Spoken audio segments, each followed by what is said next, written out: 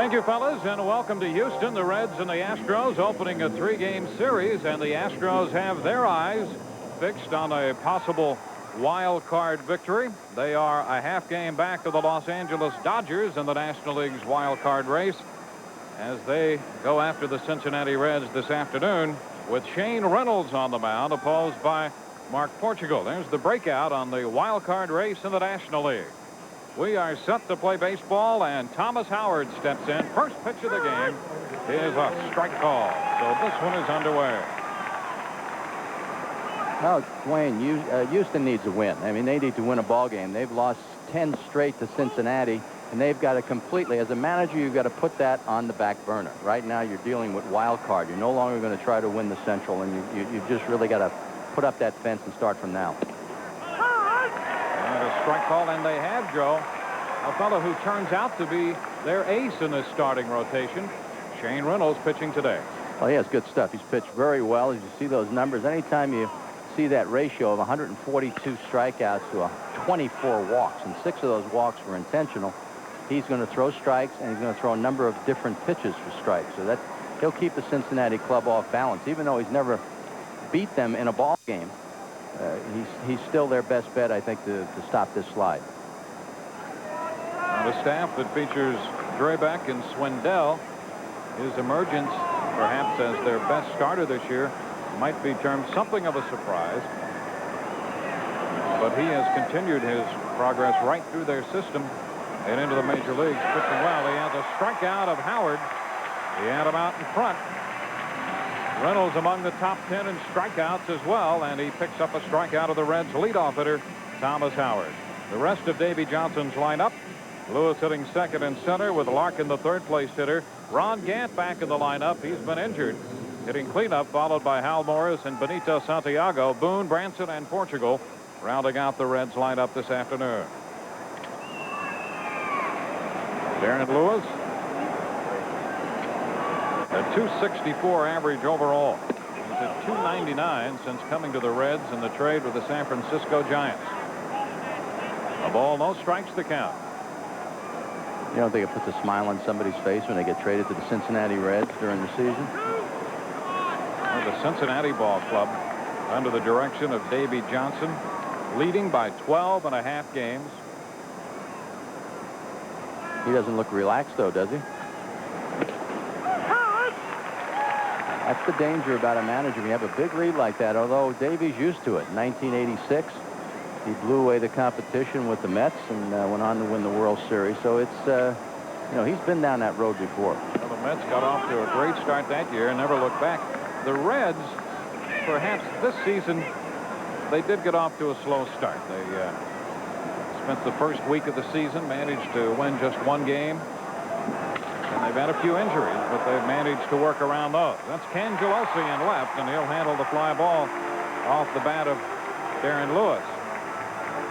2 up, 2 down in the first.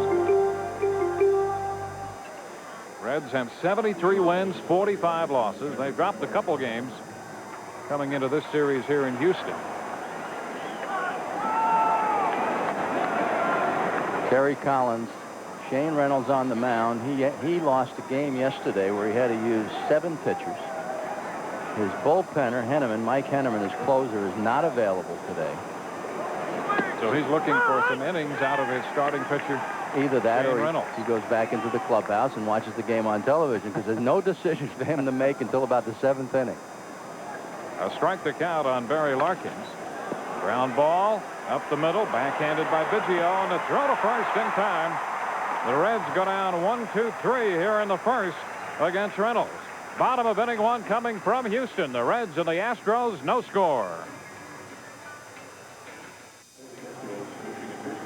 No score, the Reds and the Astros. Bottom of the first from Houston. Terry Collins has his Astros a half game back in the wild card race, and the lineup for Houston finds Brian Hunter leading off. Biggio followed by Bagwell in the 3rd spot. May, Eusebio, and Magadan down the middle. Cangelosi in left field hitting 7th.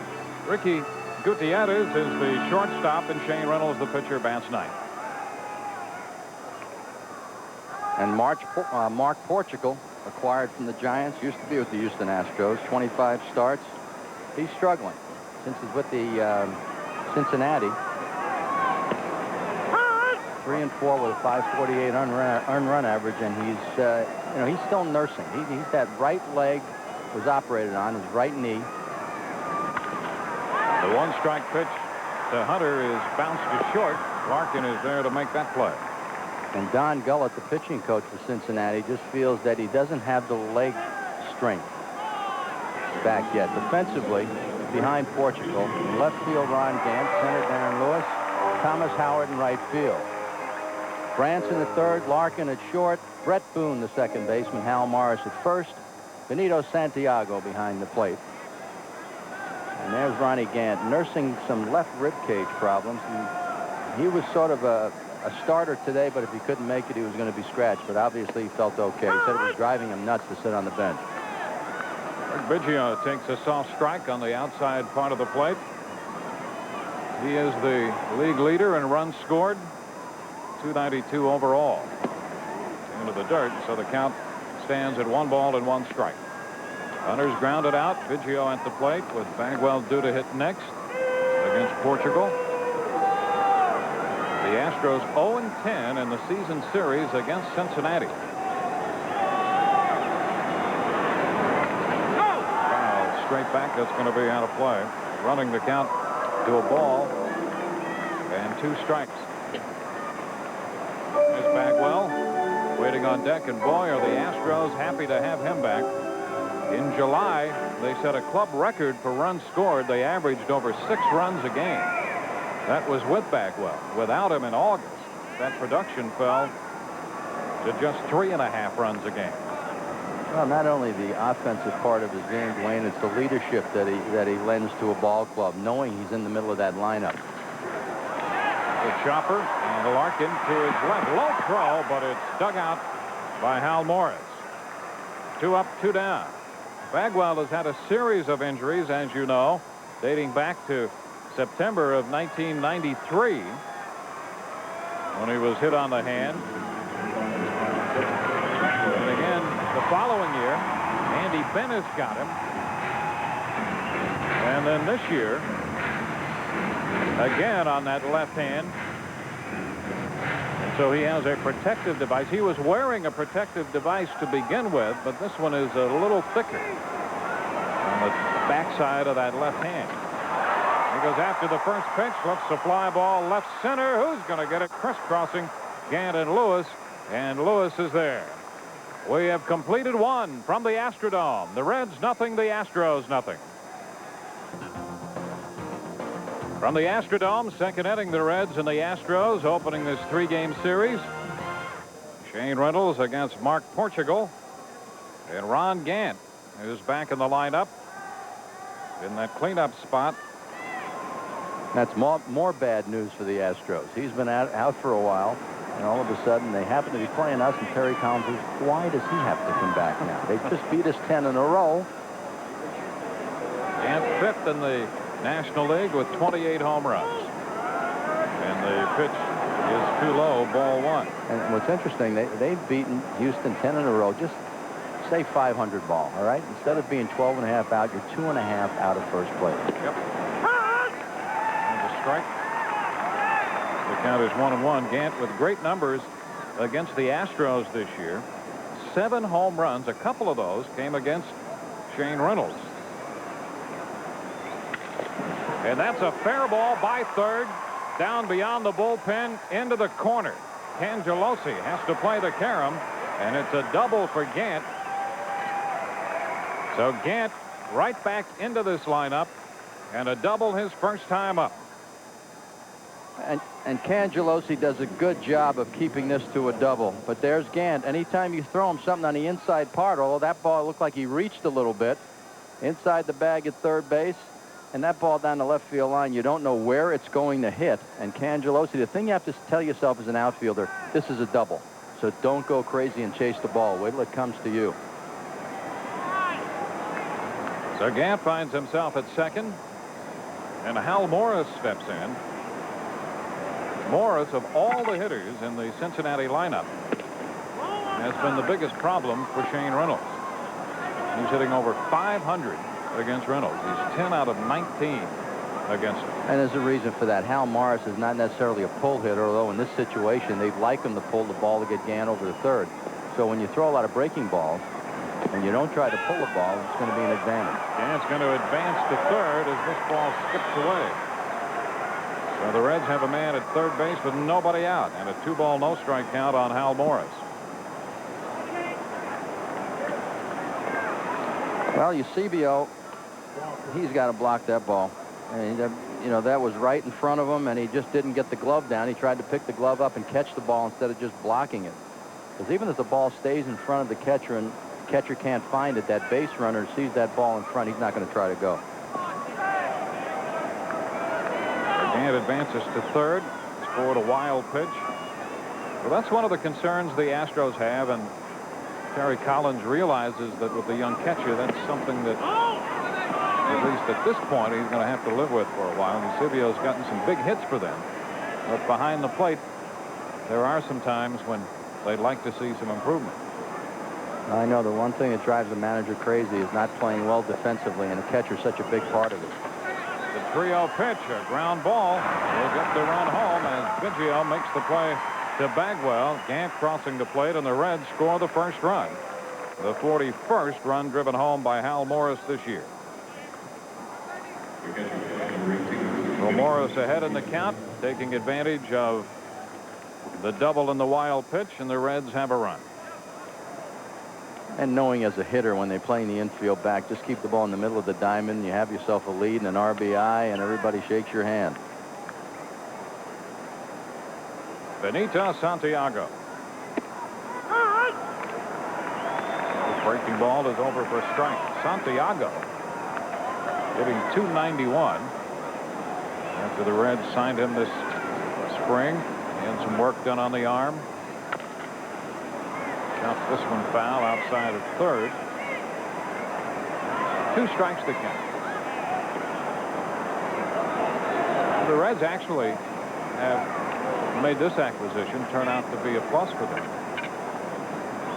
That one as well. Gann and Santiago. That was the sleeper right there. Down to third. Across the diamond to Bagwell, and Santiago is out of there. You know, Davey Johnson has done a great job.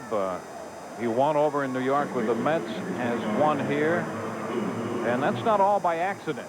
There's a certain quality that goes into managing, and he has had, particularly I think with this club, some of the flexibility that it requires, maybe with a player like Santiago, who has some ability but might need that gentle touch.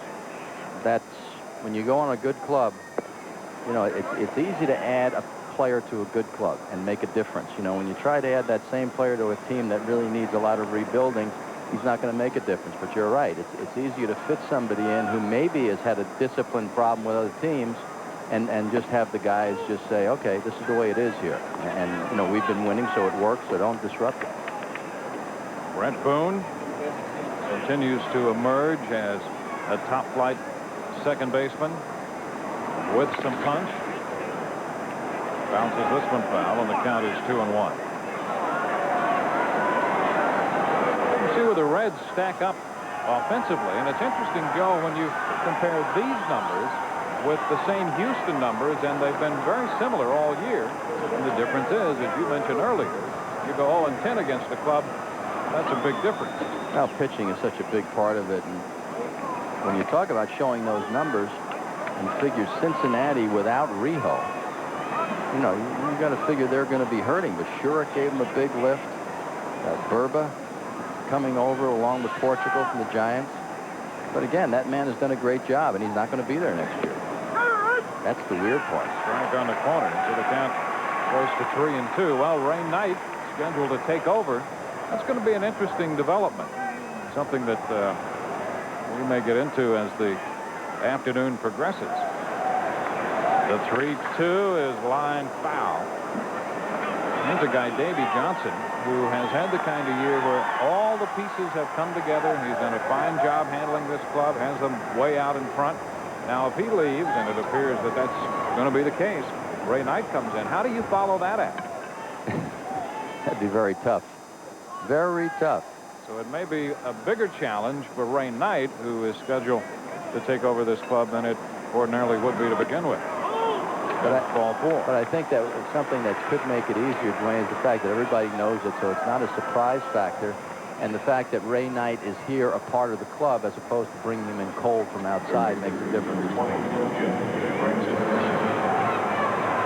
a walk to Boone. Puts him at first with 2 outs.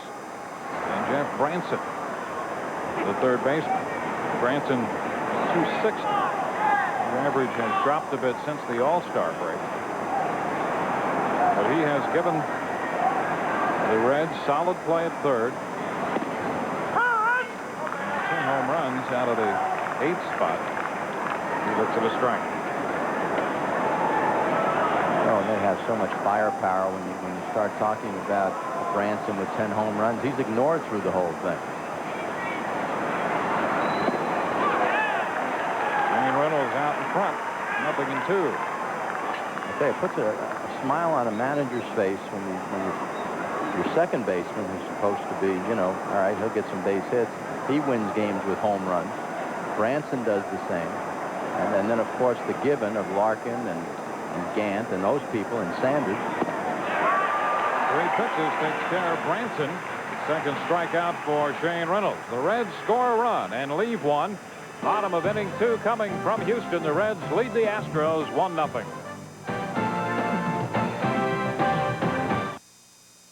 B6. They have been very tough here, but that has not been the case this season.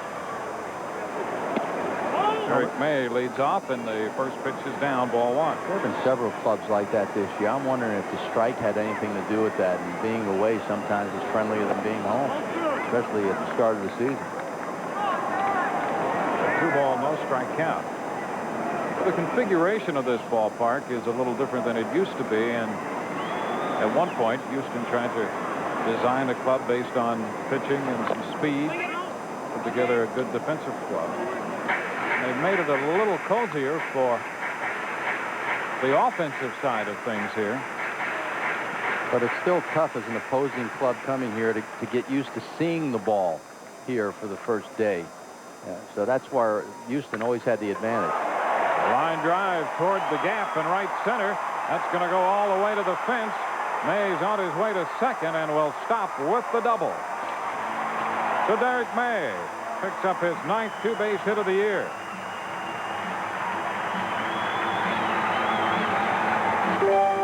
Well, Portugal, the problem is location. You see the target in. He gets it out over the plate where Derek May likes to hit the ball, likes to extend those arms. Thomas Howard just goes on by it, and of course Lewis is where he should be, backing up the play.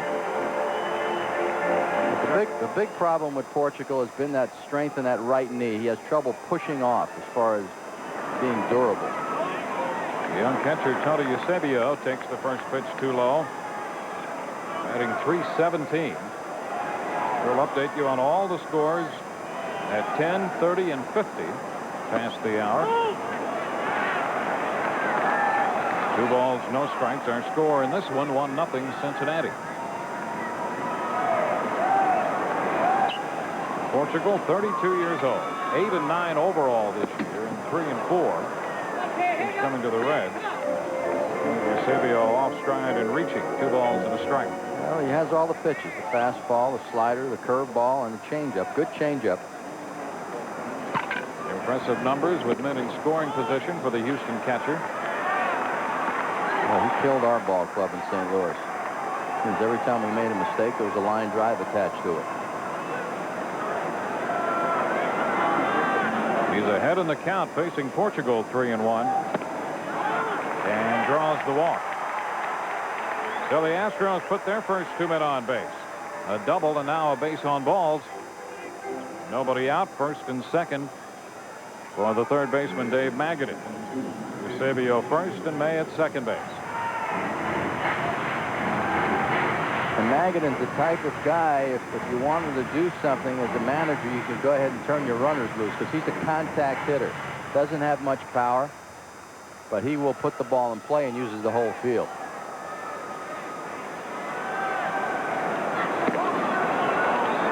And he takes that first pitch upstairs. A ball, no strikes.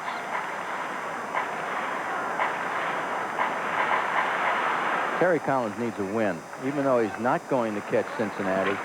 In the event they go to postseason and he has to play Cincinnati again, he has to get that bad taste out of his mouth of 0-10. It's going to take more than that bubble gum. Strike is called. The count is 1-1. Yeah, at some point you have to establish that you can beat this club. The Astros have never completely lost a season series to any club. Magadan has been swinging a hot bat the last couple of weeks. He takes the strike now. He's behind in the count, 1-2. The Reds have never swept another club in a season series. That dates all the way back to 1900. In the early days of this Houston franchise, when they were the Colt 45s, they did lose 17 straight to the Phillies and won on the final meeting of the year between the two teams. 2 balls, 2 strikes. You have to remember, way back when they were playing each team about 22 times, it was a lot tougher to sweep. Now you play each club 13 times or 12 times or whatever it is, so it's a little easier thing to accomplish.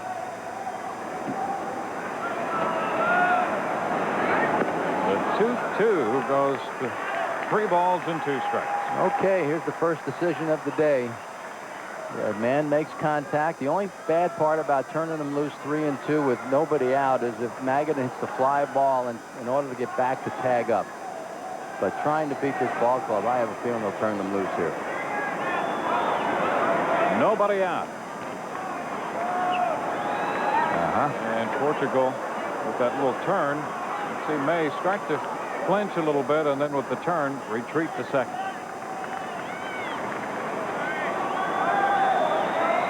He opened with a double. Eusebio followed with a walk. Now Larkin breaks to the bag, and that was close. Just for a beat, it appeared that they might have a shot, and May got back. It just didn't look like May's arms were going to be long enough to reach the bag. It was a great timing play. That's a daylight play. He had the ball in time, and it looked like he got him out. Ooh, Barry didn't like that call. The throw, if it's just to the third base side of second base, he's a goner. Now the 3-2 with the runners going, and a line drive into right field. It's going to be grabbed by Howard, and May scrambles to get back in at second ahead of the throwback. Well, that's the bad part about running with nobody out. If that ball's hit, you possibly tag up and go to third base. But you can't fault the decision. I mean, Magadan hit the line drive. It just happened to be right at the right fielder. If that ball's in the air, maybe May has a chance to get back and tag, but he has all to do to get back. So that's the first out of the inning. And brings along John Cangelosi. Runners remaining at first and second. Cangelosi takes one too low, ball 1. He's been a great role player for the Astros. 358 gives them some speed.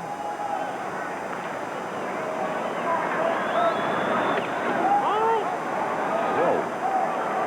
We've changed the strike zone, but it doesn't include there. Portugal says, I'll try a new baseball, and maybe that'll make a difference. Cangelosi doesn't give you a very big target.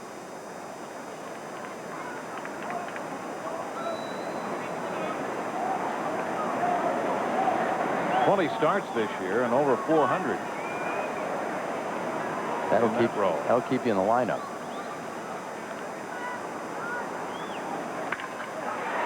Into left field, Gant back and in line now to make the catch. So Cangelosi is out number 2. History in the making this week in baseball, and ESPN's award-winning Outside the Lines continues tomorrow with a rip of games.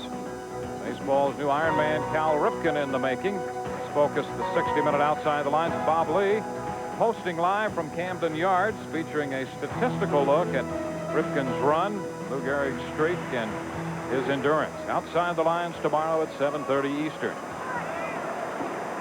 2 outs with 2 men on base, and it's going to be up to the shortstop, Ricky Gutierrez, and the bat flies all the way down beyond the coaching box and adjacent to the camera well. Matt Galante retrieving the bat for Gutierrez. That's what happens when that ball isn't a fastball. You're trying to keep the bat in the strike zone for a long period of time, and you wind up letting it go.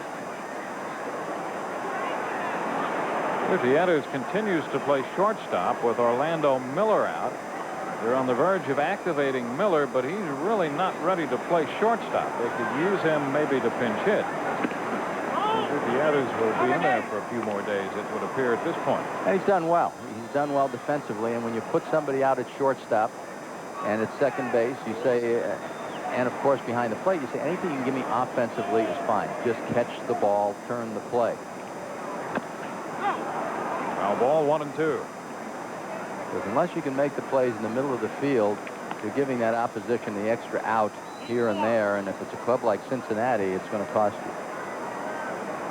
He has, as we saw Miller there, a strain of that left knee, a ligament strain, and they want to be very cautious with that. Gutierrez fouls another one out of play, and their concern there is if you hit the bag the wrong way, that might compound that injury and make it worse than it started out to be. Well, plus you play on the rug, and that's very unforgiving, too.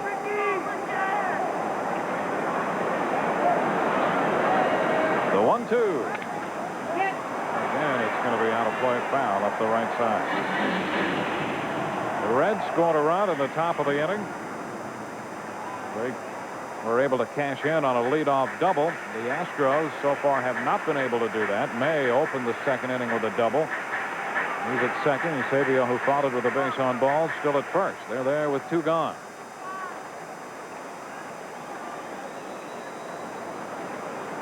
Gutierrez battling Mark Portugal.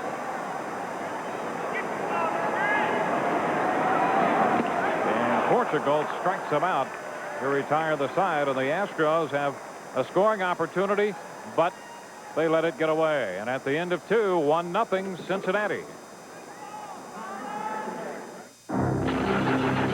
The biggest thing is just not letting the momentum slide from you and keep your pitchers rolling and keep your guys in the lineup. Right now we've had a few little injuries, and that kind of reduces our momentum. It's the kind of challenge a lot of managers would like to embrace. The Reds have things pretty much in hand in the Central Division. And the only thing you want to avoid now is any long losing streak. Just try to keep an even keel. Mark Portugal, the Reds pitcher, leading off and taking the pitch too low. Portugal can swing the bat. Right center field is his power. I can tell you that against my ball club. He did it about 3 times. Counts now 1-1. Just a little piece of that reflecting off the plate umpire Charlie Relaford. The count is 1 ball, 2 strikes. Portugal will be followed by the top side of the order, Howard and then Lewis.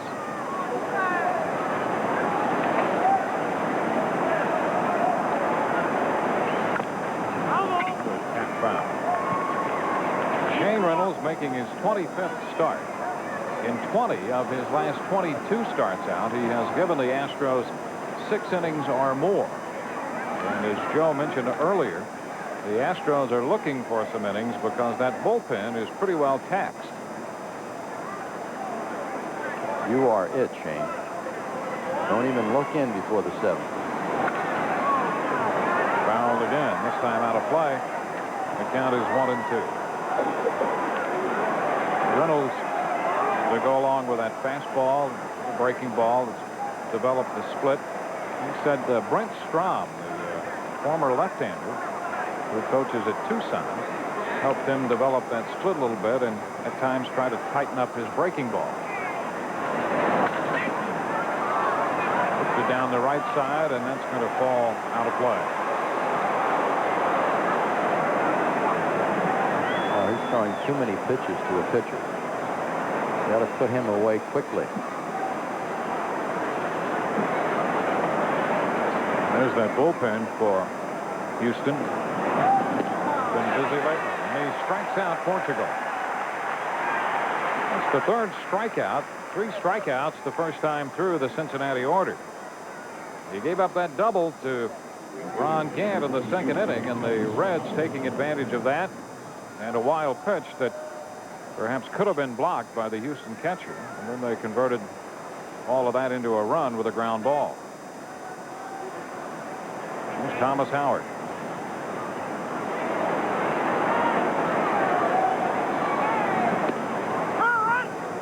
Howard takes the strike. Again, you talk about another role player, Thomas Howard. Give Reggie Sanders a day off. Go in there, and you really don't lose a beat for a time. Well, the Reds feel that they're very fortunate. 2 strikes to count, and when you look at their backup outfielders, Thomas Howard, Jerome Walton, they all have a lot of center field in them, a lot of center field experience. And they don't feel they lose much defensively when they have to dip into their extra outfield. And at the plate, while Thomas and Walton will not give you the same kind of numbers that Reggie Sanders will, but who will for that matter, they still give you some offense that can help you win games. A strikeout of Howard, so Shane Reynolds picks up back-to-back strikeouts and has 4 in the game. Well, he just likes throwing the splitter, and when Reynolds stays down, he's effective. Throws the pitch that looks like a strike, but by the time it reaches the plate, it's out of the strike zone. A great pitch with great movement. That splitter that's the pitch. You know, I figured it was the pitch of the 80s. It's creeping over into the 90s, but the 90s really the pitch is the changeup. You have youngsters coming up throwing changeups now. Darren Lewis bunting, and he pops it up, caught by Reynolds to retire the side. Lewis trying to bunt his way on. Reynolds retires the Reds 1-2-3 in the top of the third. Into the Houston half the inning. The score: Cincinnati 1, Houston nothing. And the only run of the contest. We head into the bottom of the third from the Astrodome in Houston with Joe Torre, Dwayne Stats with you.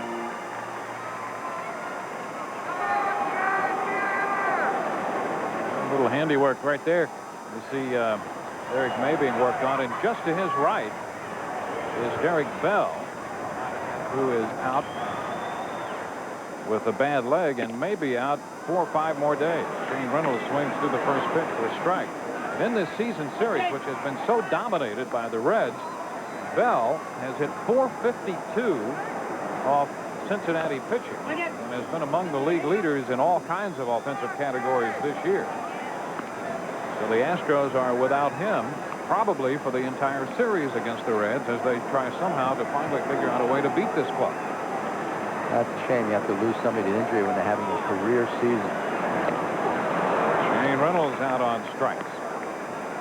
So that's the first out of the inning. Reminder coming up day after tomorrow, Wednesday on ESPN, a very special game.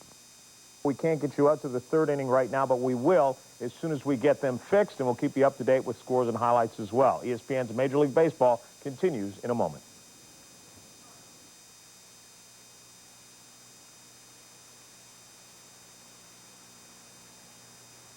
Fred Lynn. It all started here in the fourth with a leadoff single by David Segui.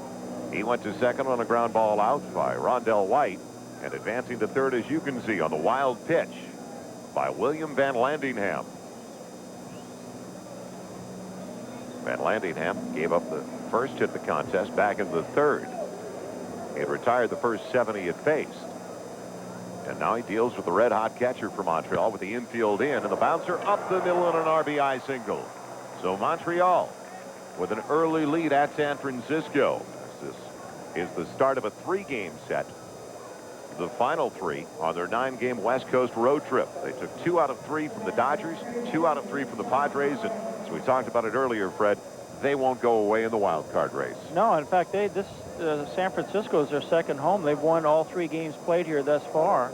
And boy, you know, the defense of the San Francisco Giants has been pretty good most of the year. But here's a thing that happened in this ball game, in this inning, that won't go down in the stats. That little bobble by Scarsoni leads the runner in scoring position. He gets over to third base on a wild pitch, and he eventually scores.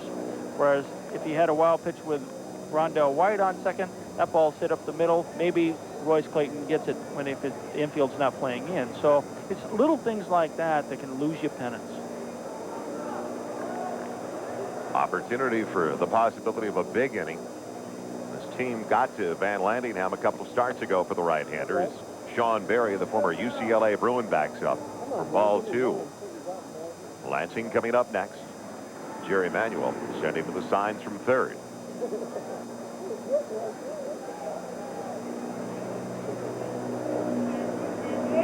Sean Berry has played a number of positions for Montreal this year and sends a rope down the line in fair territory into the corner in left field. Fletcher around second on his way to third. He'll stop there on the double by Berry. So now runners at second and third for Montreal with already a run across here in the top of the 4th.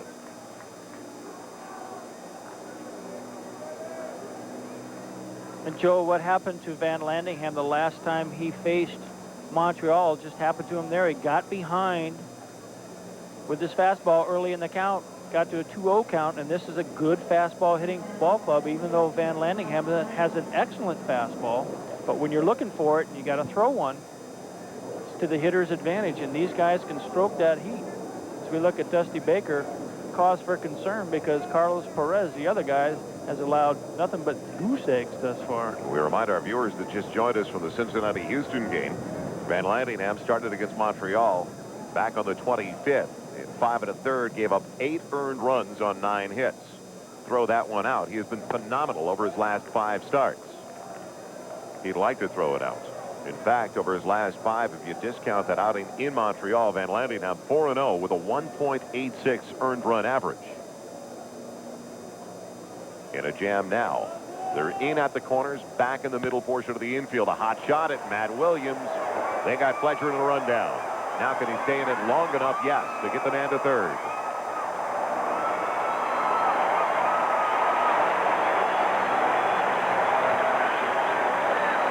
That was a screamer on the ground for Matt Williams.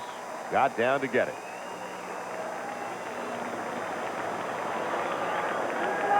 Well, here's one of the values that people sometimes forget about Matt Williams. He's in at third base. He's inside the bag by 10 feet, just a rope.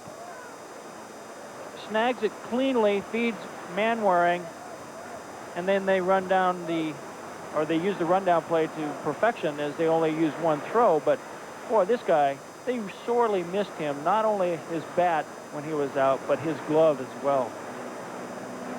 Now a dangerous hitter at the plate for the Expos. Left fielder Will Cordero.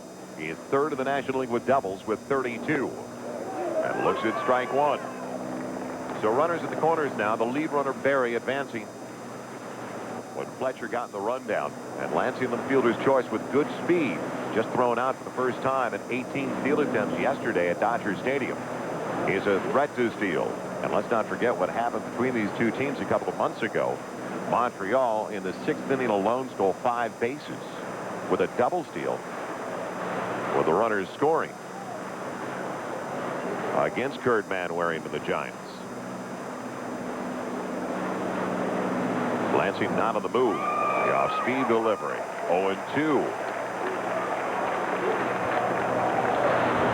Joel Myers along with Fred Lynn, a 1-0 lead for the Expos.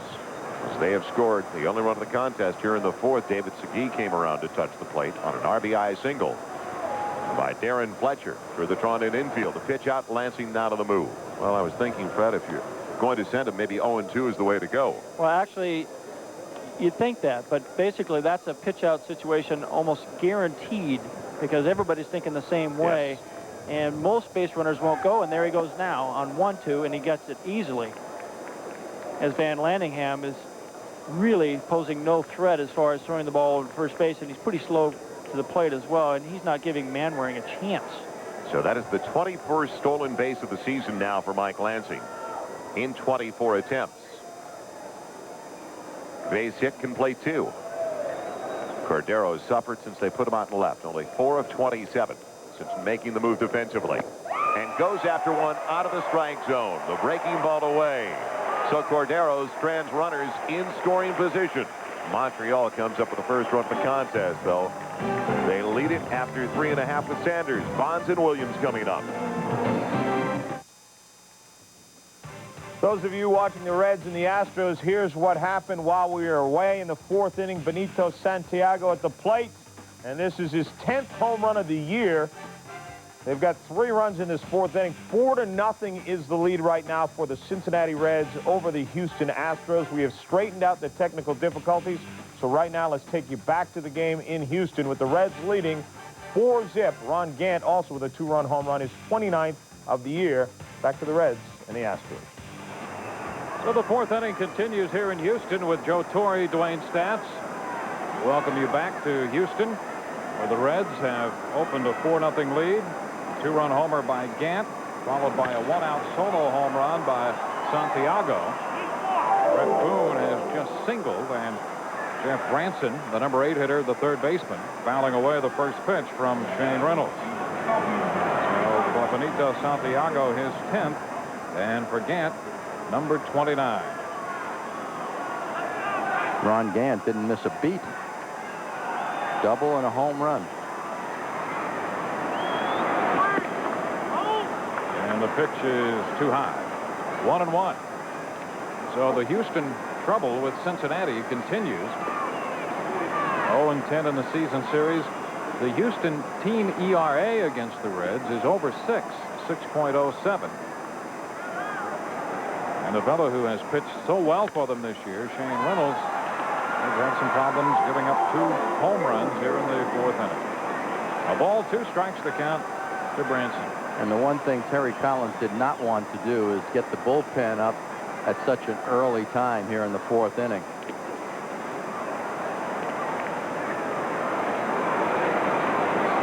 Terry Collins has been going through some pitching lately.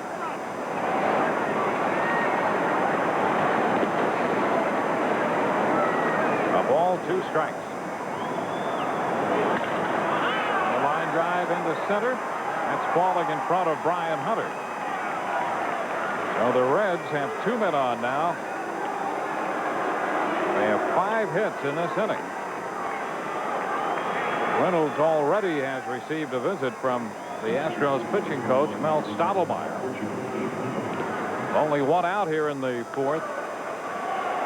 Jeff Tabaka throwing up the right field line. Well, this is a bunt situation, but Portugal handles the bat well enough to turn it into a swing situation if they happen to put the rotation play on. Right now, they have what is known as the number 1 play, basically, where the normal bunt, where the pitcher will get off and try to cover that third baseline, and the third baseman will anchor the bag unless he doesn't feel that the pitcher can make the play. They could switch off. And the bunt back to the pitcher. Plays at third out there. Snap throw back to first, but not in time. So they get the lead man on the attempted sacrifice. Reynolds got the ball back to Magadan. That's the 2nd out. Branson moves into second, and Portugal reaches on a fielder's choice. 2 men on with 2 men out. Well, the top of the Cincinnati batting order, Thomas Howard, who is hitting for the 3rd time in this game already. He's had a problem with Reynolds. 0 for 2 strikeouts.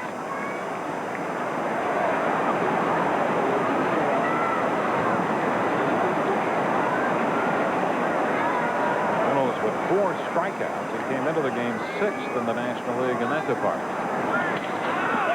And a great stop by Biggio at second to make the play to Bagwell, and that retires the side. Thomas Howard made a bid for a base hit.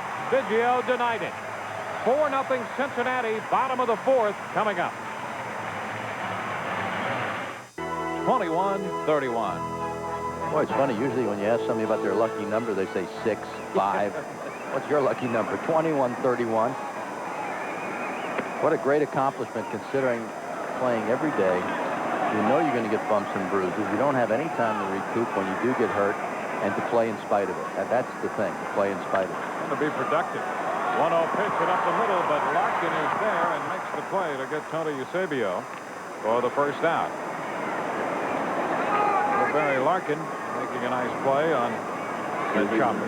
Well, he's the heir apparent right there. He's the best shortstop probably right now in the game. And, you know, I'm sure Ozzie Smith is very happy to pass the baton on to Barry Larkin because he carries the mantle very well. Well, he finally wrestled a Gold Glove away from Ozzie. Ozzie wins Gold Gloves if he has a cast on his hand. Dave Maggott in that. And the pitch is in there for a strike. When Larkin picked up that Gold Glove last year, the first Gold Glove by Cincinnati shortstop since the day of Concepcion days. Concepcion won in 1979. Ball and a strike here. The count on Dave Maggott. Bottom of the fourth inning. The Astros had a scoring opportunity in the second, but let it get away from them.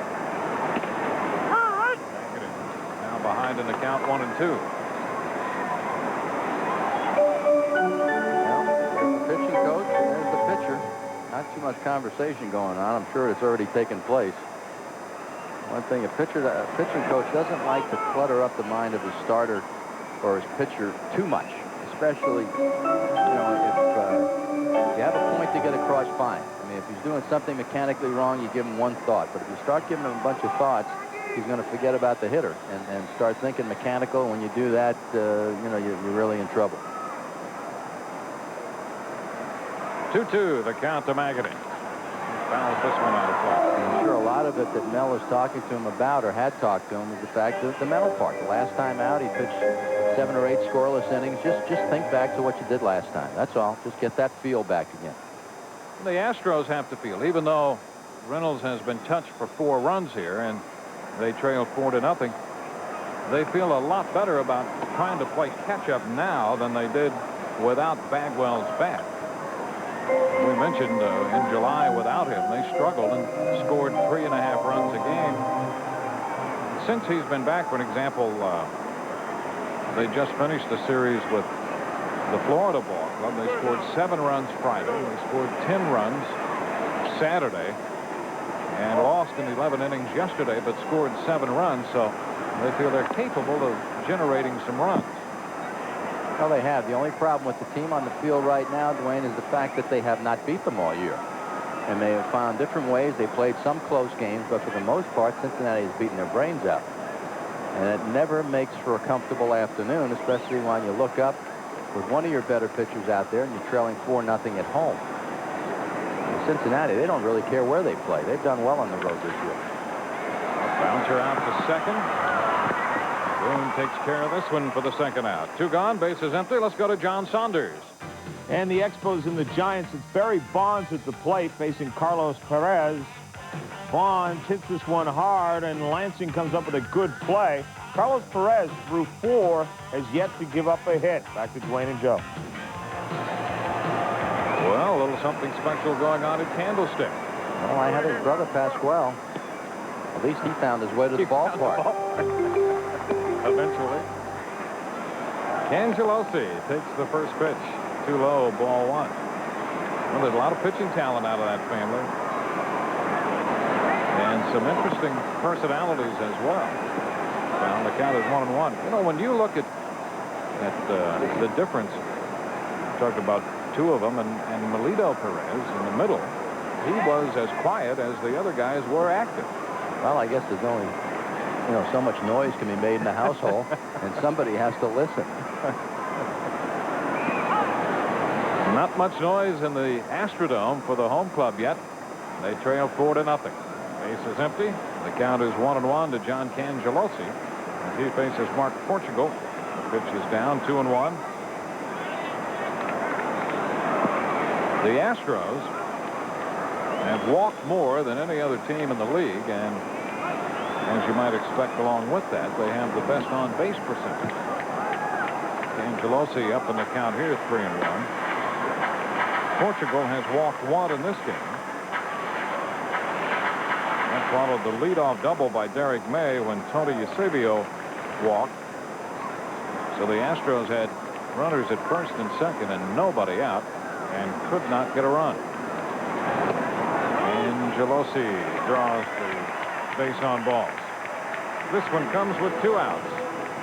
Dwayne, this is another decision for a manager. This happens only in the National League and not in the American League where the DH exists. But, you know, you're Terry Collins and you have one man on. And now if another man gets on, now he's getting his left-hand pitcher up in the bullpen because the score is 4-0 against him. He's going to have a pinch hitter come out on deck. And, you know, and the pitcher, believe me, the manager is saying now, yeah, I want him to get on, but I don't want to take my pitcher out. So he's really stuck between that rock and a hard place. There's a base hit by Gutierrez into center. Lewis with the pickup. Angelosi digging for third, and he will make it, setting up a first and third two-out situation. So Gutierrez jumped on the first pitch from Portugal and picks up another hit for Houston, their third of the game. Hey, Gutierrez hits a nice pitch, ball down and away, and does not try to pull it. Just hits it where it was pitched, and it's a nice base hit. That puts Angelosi at third base. Now, a little bit of a rally here, first and third, 2 men out. And now they'll go to the bench. That's it for Shane Reynolds as Mike Sims will come on to pinch hit. Sims works 4 innings, allows 4 runs, a couple of home runs, struck out 4, walked 1. So he's finished, and Sims, who has some pop, is at the plate with men at first and third. The left-hander Tabaka continues to loosen in the bullpen. He's one of the few arms available in the Houston bullpen today. Well, he did not, Terry Collins did not want to use him yesterday. He had a pitcher, Craig McMurtry, hit for himself in the 11th inning yesterday with a tying run at third base and 1 out. He had no regular players left. And that's something to be said there for September. Normally, when you know you're allowed to have a 40-man roster, but Collins only has, I think, 14 players, 14 pitchers, and one of those players is, you know, a couple of those players are hurt. So he's really had a problem in using up the people. Not that he shouldn't have, but he had to tie the game before he worries about winning it yesterday. And there's Craig McMurtry. He struck out, by the way, yesterday. 0-1 the count. Going outside. 1 ball and 1 strike. The Astros have sent Swindell to the bullpen. He was originally scheduled to start the 3rd game of this series, and Donnie Wall, who had such a great year in the Pacific Coast League, has gone into the rotation and will start against the Reds in Game 3 of this series.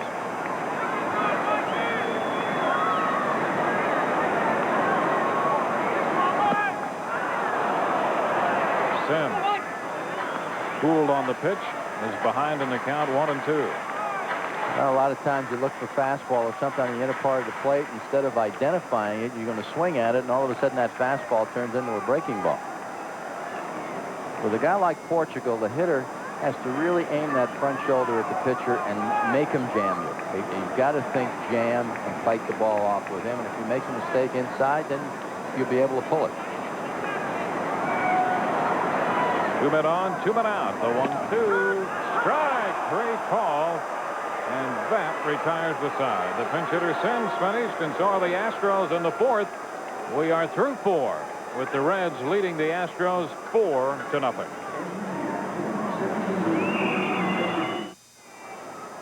We go into the 5th inning. The Reds leading 4-0, and the Astros have a new pitcher, Jeff Tabaka, the left-hander. First pitch he throws to Darren Lewis is in there for a strike. Tabaka, 25th game. 3.10 ERA, no wins, no losses. Into the dirt. 1-1. I'll give you an idea how important this game is to Terry Collins. He tells us before the game he can't pitch this guy, can't pitch that guy, and we need innings out of Reynolds. So he gets 2 men on base. He has, you know, I need to score. If that game is 2-0, he probably does not take Reynolds out of the game. Foul up the right side, and the count is 1 ball and 2 strikes. Terry Collins in his 2nd year managing the Astros. He spent a couple years on Jimmy Leland's staff. Pretty good learning ground there.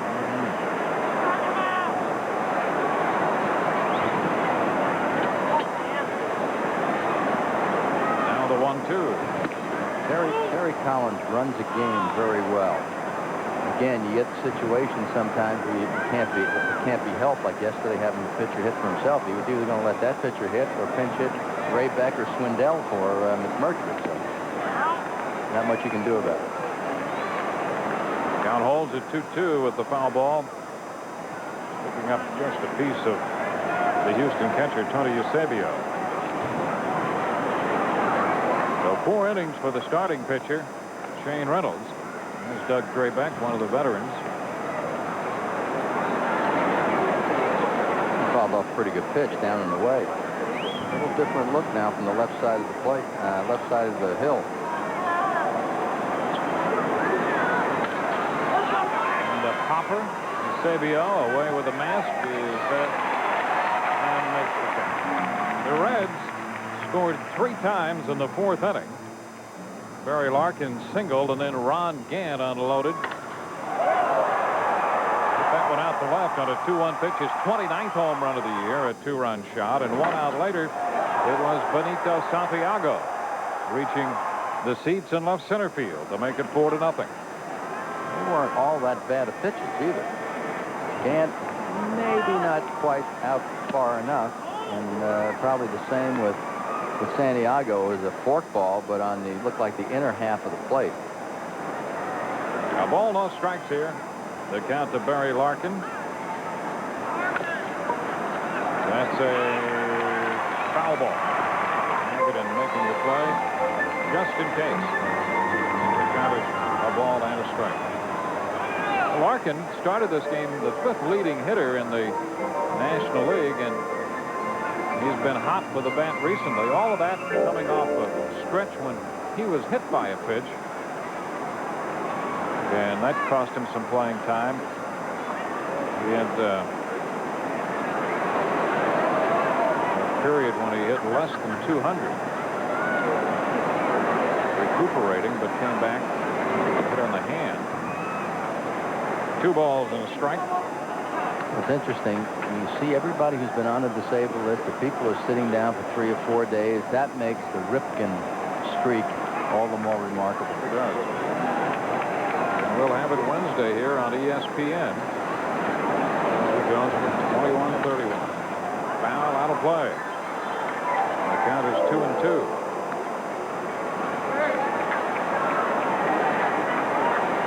On deck is Ron Gant. He's returned to the lineup after suffering a rib cage injury, and he has a 2-for-2 day going. This one is popped up, drifting toward the stands. Bagwell does not have room. So Larkin is still alive. Larkin went through a 16-game stretch after he was hit.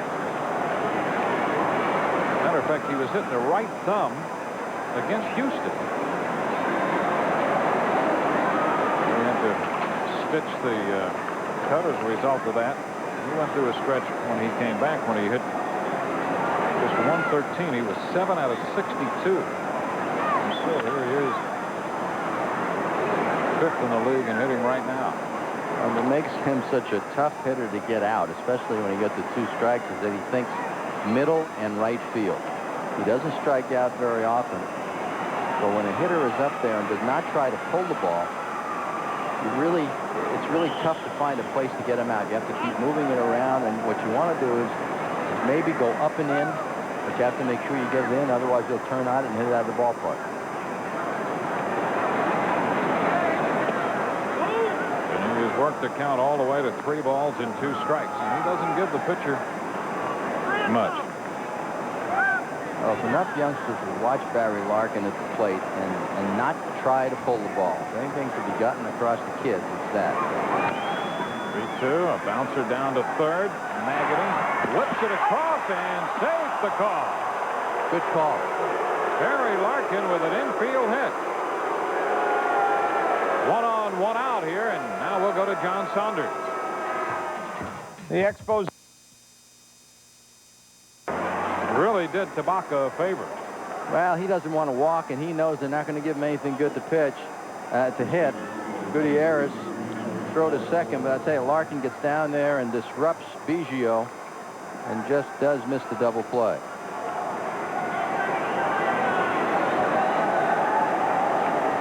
The Gants aboard with 2 outs. And here's Hal Morris. Morris was the MVP for the Reds last year, the club MVP. Back in at first. 0 for 2 with a run batted in this game. He hit .335 a year ago. Bounced this one back. He was at the University of Michigan along with his current teammate Barry Larkin. Jim Abbott was over there at the same time. Not a bad squad. He has loved the road this year. .354. That's the other way around. That road is tough for him.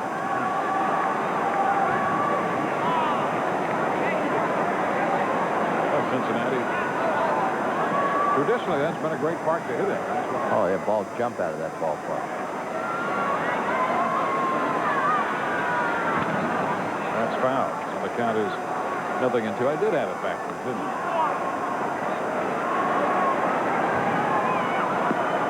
1 on, 2 outs.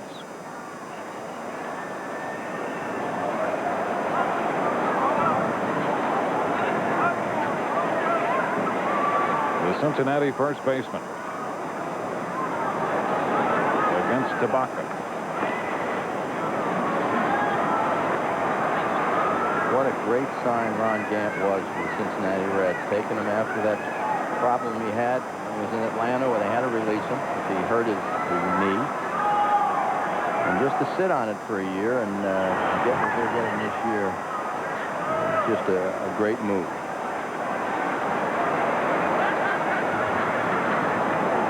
There were some obviously other clubs interested and talked about first Baltimore and the Houston club.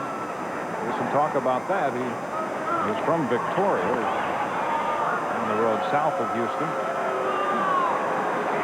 But the Reds are reaping the benefits of his production.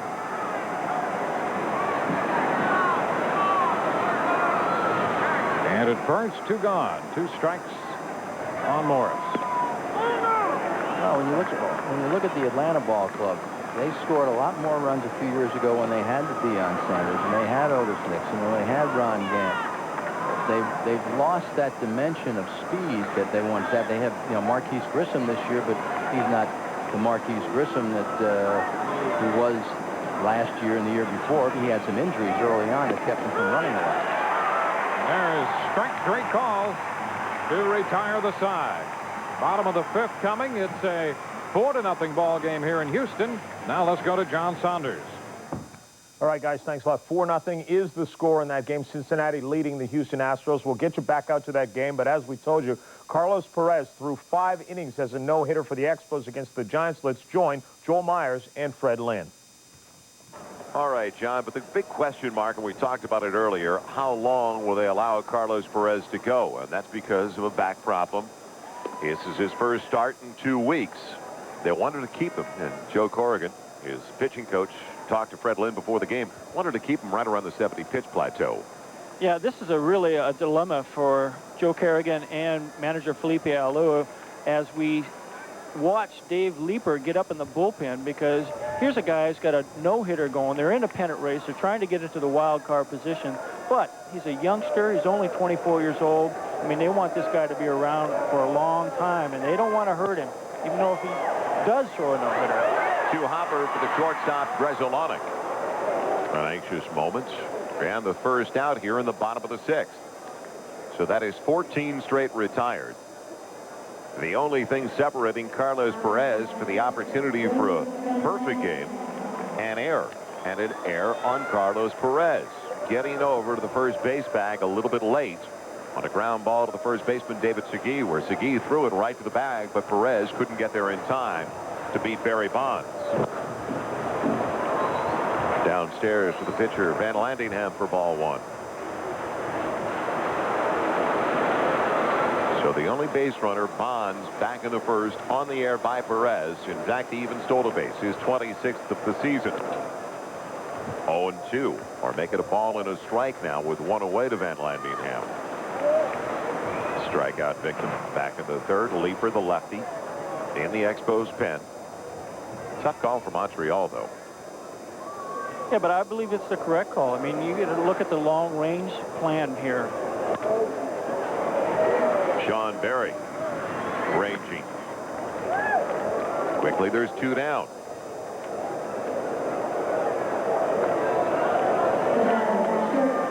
Carlos Perez spending all last year at the AA and AAA affiliates in Harrisburg and Ottawa for the Montreal Expos. Won't turn 25 until January. One of the 5 Perez brothers. The other 4, Pascual, Melito, Vladimir, and Ruben. And the only lefty among the Perez brothers. He is a character. We've had an opportunity to see that flash after the strikeouts because he's had 7. Bresolonic stays down on it because it definitely was hugging the turf. He handled 2 of the chances, the other to the third baseman, Berry, and the no-hitter is still alive. We are through 6 at Candlestick. Carlos Perez with a no-hitter for the Expos. Carlos Perez will take his no-hitter into the 7th inning. We'll get you back out there, but right now back to the game you were watching between the Reds and the Astros. Let's rejoin Dwayne Statz and Joe Torre. In the bottom of the 5th here, Biggio has lifted an 0-1 pitch into short right, and Thomas Howard makes the catch for the second out. Brian Hunter popped to first. And the first 2 Houston hitters retired, facing Mark Portugal in the bottom of the 5th inning in Houston's Astrodome. And Jeff Bagwell will be coming up. Bagwell is 1 out of 2 on the day. He singled in the 3rd inning.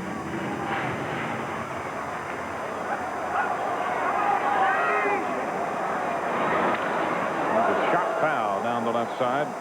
Bagwell with his left hand protected. You can see it really doesn't impede the flexibility of the wrist or anything. It's just a little thicker than the other protected device he had earlier. Well, he dives into the ball a lot, and you know, he knows that they like to pitch him inside. Most good hitters, you like to pitch in off the plate. Keep them from extending their arms. And he says, I'm going to get hit. That's fine. You know, that's it. If I'm going to get hit, I'm going to get hit, but I'm not going to change the way I play the game. And that's how much he means to this ball club. I mean, look at the difference in the record when he's there and when he isn't. Even though he's in uniform supporting everybody, you still need him in the middle of the lineup on the field. Leadership, power, production. He's their mainstay. Build a club around someone like that. 0-2 the count this time. And just a piece of this one to stay alive. There we go with 17 home runs so far this year, coming back after missing the better part of a month.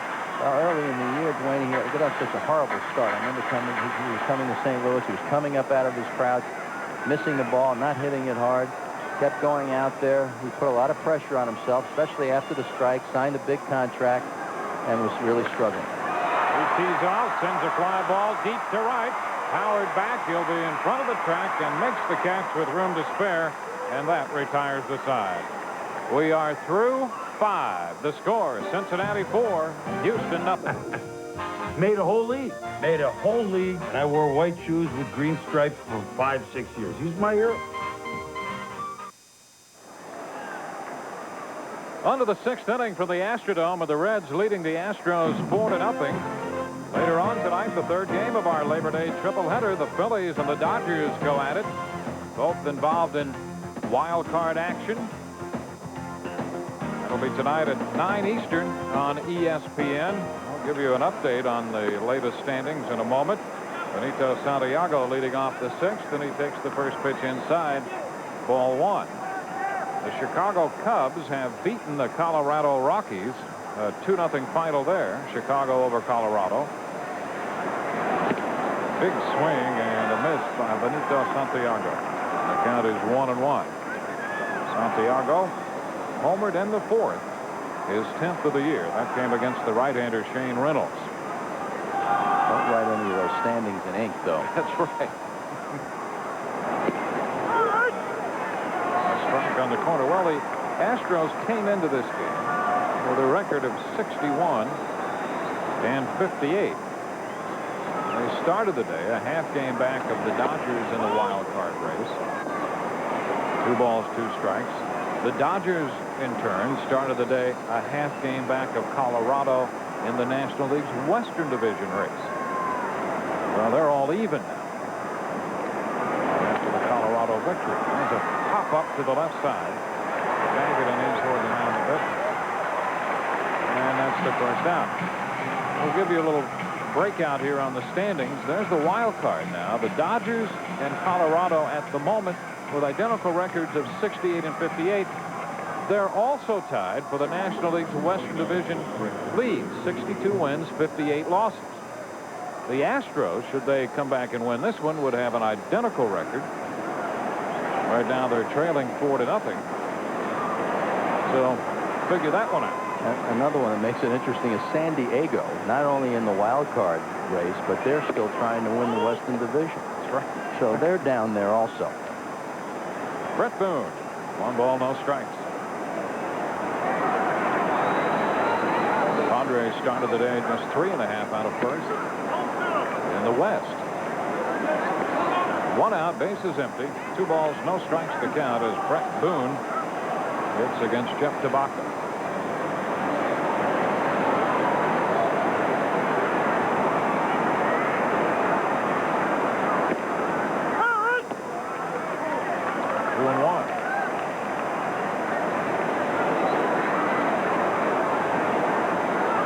Bases empty. By the mound, Gutierrez from shortstop. Double clutch. He's trying to get rid of it. And he makes the play. Gutierrez to Bagwell. It's an easy play for a shortstop, especially on the artificial surface, because the ball's not going to stay down on you. But the only problem is Ricky has trouble getting it out of the glove. He reaches once. Uh-oh, I better get rid of it. Right here, and then he just reaches in. That wasn't there actually, and then it just got out on his fingertips, but he didn't panic. He just kept going in that direction. Jeff Branson pops up the first pitch, foul ball, and Magadan handles this one. So an easy inning for the lefty out of the bullpen. Bottom of inning 6 coming. The Reds have 4 and the Astros have yet to score. 2 men on base with 2 gone. And here is Derek May, who opened that second inning with a double. He has 1 of 3 hits allowed by Mark Portugal so far. He lines this one into right. Thomas Howard is right there to make the catch. Well, that's the first out. 1 pitch, 1 out. Outside the Lines, award-winning from ESPN, continues tomorrow with a rip of the games. Bob Lee will be hosting live from Camden Yards. Focus of 60-minute Outside the Lines, Cal Ripken, of course, featuring a statistical look at Cal's run toward Lou Gehrig's streak and the endurance it has required. Eusebio taking the first pitch inside ball 1. Outside the Lines tomorrow, 7:30 Eastern. This one is down. 2 balls, no strikes, and then the event they're calling 21-31 coming up Wednesday. Portugal's numbers so far, they have been good. Larkin from short across to Hal Morris. Well, when they've hit the ball hard off Portugal, he's had somebody there to catch the ball. Larkin on that one, and Thomas Howard in right field. But he's throwing strikes, moving the ball around, changing speeds. He's pitching. He's not throwing. He's pitching. And this Reds defense will allow you to do that. It has been as good as any anywhere. Been charged with only 66 errors all year, so they catch the ball behind their pitchers. Ray Knight is assuming that manager's chair already. He's just a tad in front of Davey Johnson right there. Well, designated the assistant manager and set to take over next year. So he's sliding in little by little. But Davey will manage somewhere. You know, right now is slated to go into the front office because he has another year on his contract. But he wants to stay in uniform, wants to stay on the field, and I'm sure they'll be knocking at his door. Dave Magadan, 1 ball, 1 strike. Davy Johnson took over this club in May of '93 and has them firmly in front of the Central Division this year. Oh, hopper out to Boone, who makes the play, and it's a 1-2-3 inning for Portugal. We're headed into the 7th from the Astrodome with the score: Reds 4, Astros nothing. 7th inning against the San Francisco Giants. Let's get you back out to Candlestick Park and rejoin Joel Myers and Fred Lynn. Gentlemen.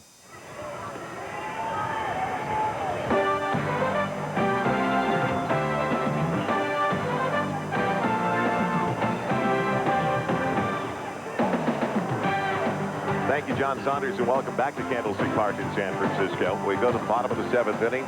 The tough part of the batting order coming up now for Carlos Perez. The 2, 3, and 4 hitters for San Francisco: Deion Sanders, Barry Bonds, and Matt Williams. The only one to reach base against Perez, Barry Bonds, back in the 1st on an error by none other than Carlos Perez, getting over to the first base bag a little bit late to cover a toss from David Segui.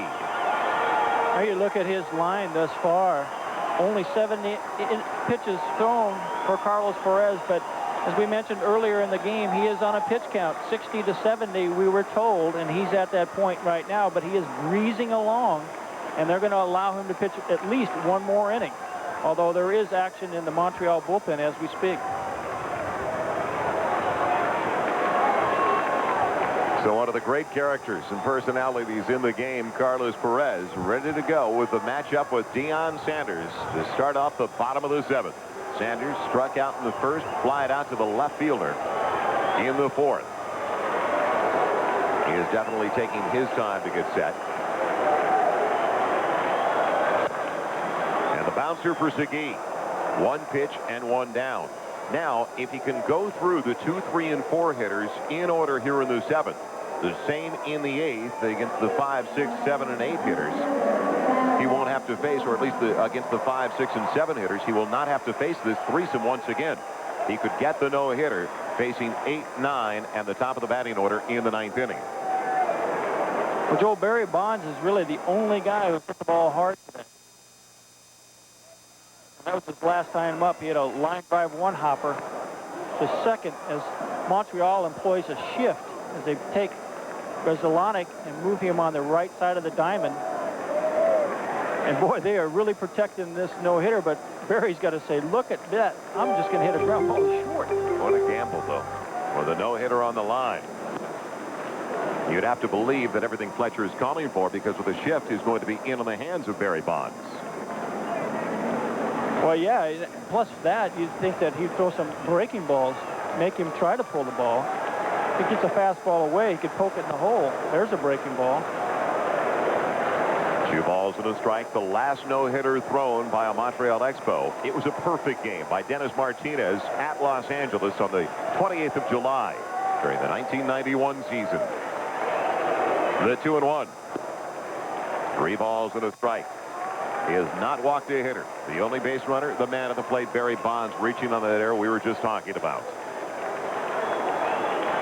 You know, Joel, they're daring him to almost have a push bunt. I mean, he could bunt if he wanted to, but he's not going to do it.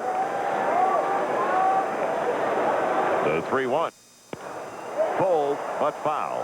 And a full count now to Barry Bonds, who leads the National League in on-base percentage. He is 6th in home runs, 4th in runs batted in with 89. And also, as we talk about all the categories he's up there in, leads by a large margin and walks as well with 99. Will this be number 100? The 3-2. The bouncer for Segui. There's 2 down at the bottom of the 7th. So Segui takes care of Sanders and Bonds. And it brings up Matt Williams. What a tough call for the Montreal Expos. Joe Kerrigan, the pitching coach, and Felipe Alou. Here's the pitch to Barry Bonds. Slider down and away. Barry tries to pull it as they thought he would. That's why they put the shift on. Easy play for Segui at first again. Matt Williams rounded out the shortstop Grzelcyk. Popped out in foul territory to the first baseman David Segui. And a little tighter on the plate in this at-bat. He rolls it foul for strike one. The last at-bat, Matt Williams decidedly away from the plate. Well, Matty's trying to make an adjustment here. He's trying to take away maybe that off-speed changeup, which Perez has been turning over to right-handed hitters. And he's been working the outside corner to Matt pretty hard.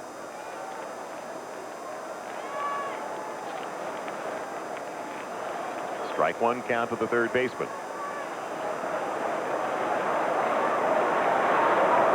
Kept it away. Ball and a strike.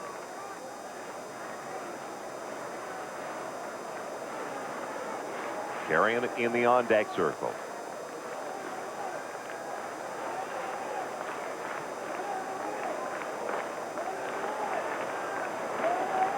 The 1-1.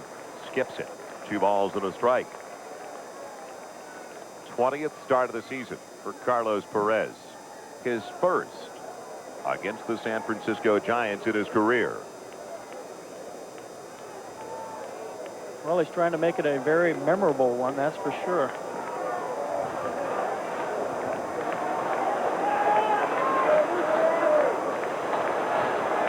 The 2-1. 3 balls and a strike. Well, he went full. The Barry Bonds battled back on a 3-1 to get the foul out of play to make it 3-2 before Bonds grounded out to Segui. Now in a similar situation with the Giants' third baseman, who just snapped out of an 0 for 15 stretch. The 3-1. Popped up down the line in foul territory in right. Lansing running out of racing room.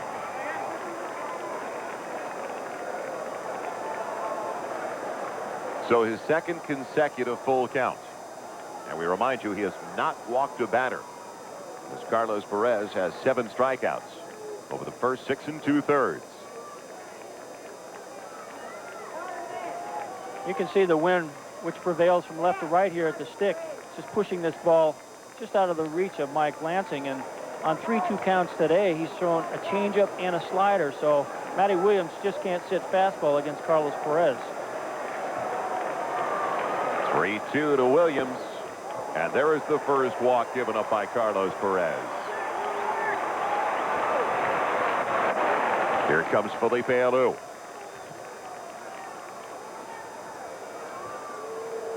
He has asked for a moment of conversation. You saw real early. He said to Dana DeMuth, give me a second. I want to talk to my pitcher. And now he is making the move.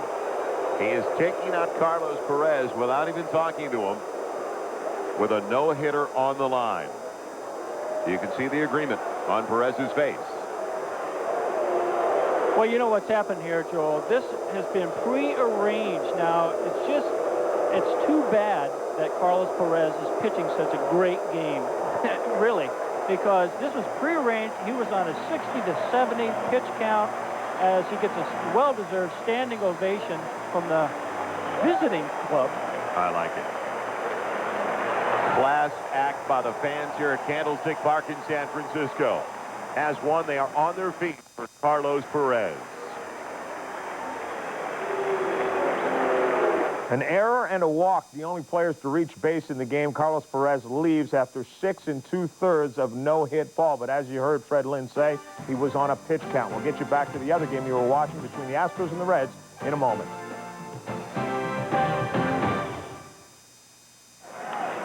Welcome back to Houston, where the Astros are trailing the Cincinnati Reds 4-0. Larkin bobbles the ball and safe at first. Well, how about that? Angelosi had opened with a single and stolen second. He goes to third on just the 9th error of the year charge to Barry Larkin. And what's interesting about this, if Cangelosi does not steal second base, this is an easy force at second, even though Barry bobbles the ball. But once he has to reach back and pick it up, Gutierrez is across the bag at first base. This is just a routine play to Barry's left. He just bobbled it. There's no reasoning for it. It just happens. Well, the Astros have men at first and third. Cincinnati went out 1-2-3 in the top of the 7th inning. Now the Astros have a threat They send Milt Thompson to the plate to pinch hit for the reliever Tabaka. As the Astros try to get back into this game. And if you want, why would Cangelosi steal down 4-0? Well, anything you can get back before the 9th inning just makes it that much less you have to score. And it turns out, if you see the new relief pitcher, Greg Swindell, it just goes to show if you can pick up a run that turns out to make it first and third, nobody out with the error. And the ground ball with a base hit into right. Cangelosi scores. So Houston will get on the board. It's 4-1 as Thompson comes off the bench to deliver a pinch hit. Boy, the Astros pinch hitting corps has been outstanding this year, the best in the league, and Thompson delivers an RBI single here. Well, Milty's a free swinger. You see Davey Johnson coming out. That usually means a change. But Milt Thompson takes that changeup over the middle of the plate and pulls it into the hole. And Gutierrez has got to do a good job. Don't get hit with that. It may be a base hit, but you're going to be out. So the Astros have themselves an inning going. They'll have a pitching change. It's a 4-1 ball game. Thompson driving in the run. Hector Carrasco is going to be the new pitcher, taking over for Mark Portugal. We'll be back in a moment. Hector Carrasco is the new pitcher, and he faces the Astros leadoff hitter, Ryan Hunter, who fouls one out of play, strike one. Carrasco taking over for Portugal, and he's been effective out of that bullpen. He has great stuff. He has that overpowering fastball. You could see he could be a little wild. 37 walks and only 51 strikeouts. But the thing is, you have the third baseman, and while Hal Morris moved back now, they had the corners up. He's a tough man to try to bunt. But, of course, they have to guard against Hunter's speed. This is a big inning. This is the inning they need to put something on the board, aside from that one run, because you have your middle of your batting order coming up. The runners, Gutierrez at second base and Milt Thompson at first. Carrasco overpowering Hunter, and the count is 0-2. You can overpower a bunch of people right there. Just about let her high inside. You can't extend and just pinches you. There's Mark Portugal. 6 innings, 5 hits, 1 earned run, 2 walks, 3 strikeouts. He's responsible for the runners at first and second.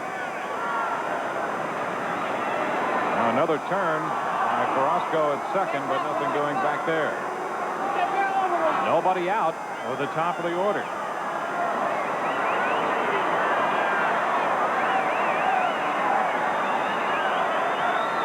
And again back there, but nobody breaking. Well, if I'm Carrasco, and I think Santiago's going to tell him this, don't worry about him. You've got a 4-1 lead. You have 2 strikes on the hitter. Don't start taking your concentration away from the plate. This is the most important man for you right now, is the one with the bat in his hand. Getting open when John Cangelosi singled. Stole second, went to third on the error charge to Larkin. Milt Thompson delivered a pinch hit RBI single. 2 strikes the count to Hunter.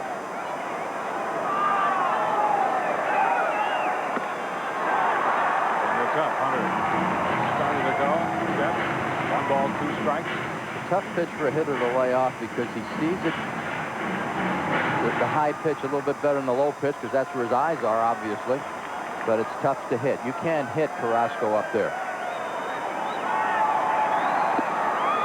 Into the dirt, blocked by Santiago. And the count is 2 balls and 2 strikes.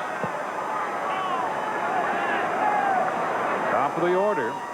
Brian Hunter at the plate.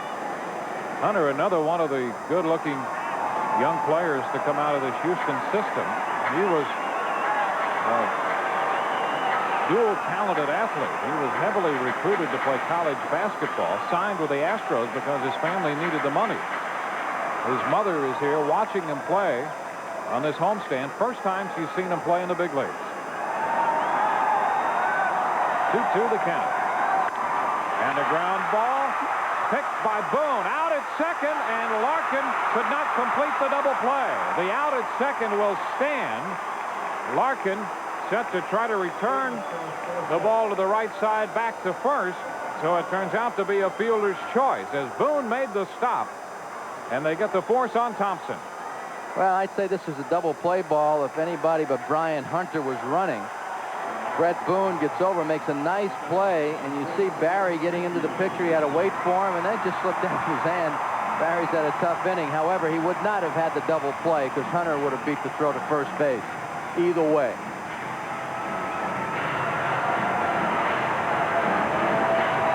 So the Astros have runners at first and third with one out. And Craig Biggio at the plate. Biggio against Carrasco. And a ground ball. What a stop at third. Now the throw to the plate. And out there. Some play by Branson at third. And they cut down Gutierrez trying to score. Talk about defense. Wow. Well, that was a great play, but Gutierrez has got a slide there. I think he assumes that the play's not going to be made home. He just seemed to cruise in. But you can see what a great play by Branson. And when you look up, really, that's the only play he has right here, because that's the closest bag for him to throw to. And I tell you, he makes a nice play. I'm talking about Santiago keeping his concentration, being able to catch that ball. But Branson made a nice throw and got tagged himself, basically. Now, let's take a look at the foot. The tag and the foot is close. Very close. Davey Johnson says this is the best defensive team he has ever managed. And you start to see why he feels that way. Here's Jeff Bagwell. Fouls this one straight back for a strike. The defense got them into trouble, and defense is on the way to getting them out of trouble. Of course, you have a big obstacle in the way right here. First and second. 2 outs, a strike to count on Jeff Bagwell at the plate. Terry Collins' Astros have been unable to beat the Reds at all this year. And a bouncer down to third. Branson takes it to second. Out there to retire the side. Now the Astros settle for 1 run. We have completed 7 in the Astrodome. 4-1 Cincinnati.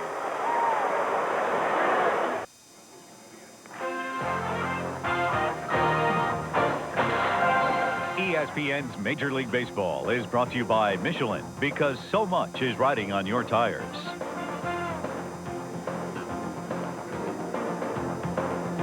It's a 4-1 ball game.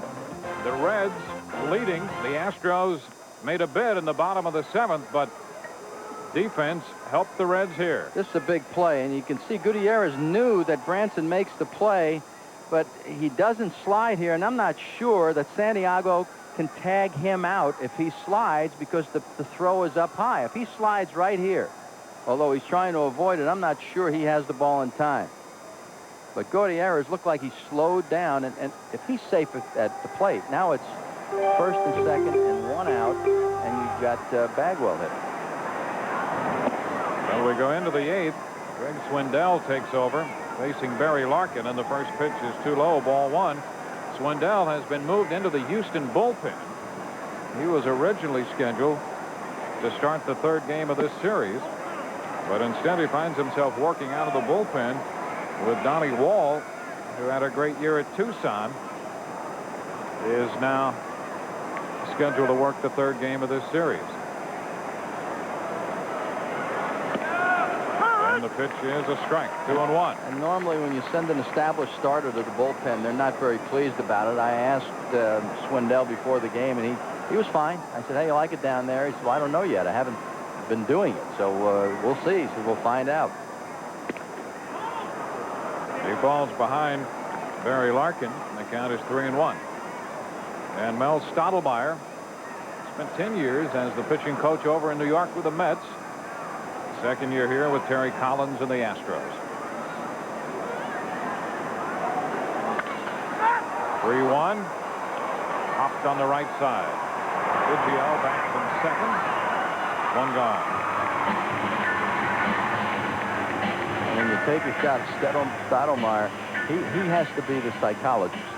you know, when you go to, say, a young pitcher or in Swindell's case, a veteran, you know, this is where you're going to help the club. We're going to try this young kid. We feel he needs the pitch, and we'd like you to help us out of the bullpen because we need another left-hander down there. And he'll say fine, but that's the psychology of it.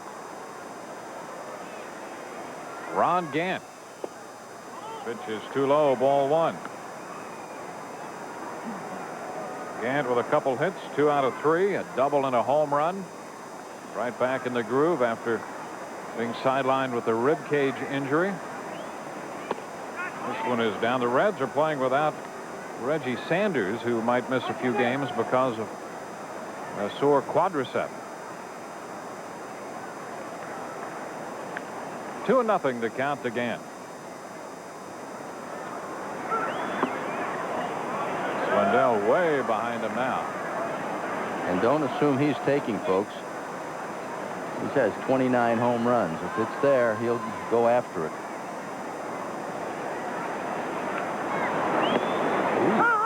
And a strike, 3-1. Can you imagine that, missing 11 games and come back, first swing you take is a double. Yep. And then a home run.